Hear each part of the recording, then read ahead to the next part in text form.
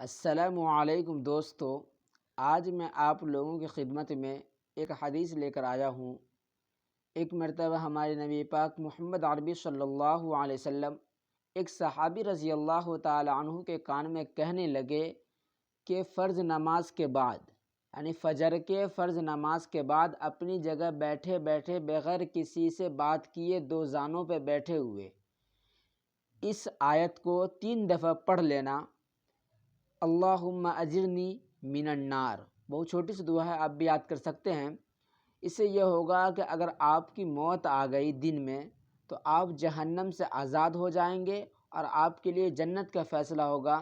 اگر آپ مغرب کے نماز کے بعد پڑھتے ہیں اور رات میں موت آ گئی تو آپ جہنم سے آزاد رہیں گے اور جنت کا فیصلہ ہوگا۔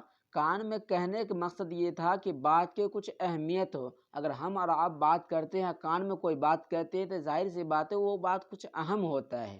السلام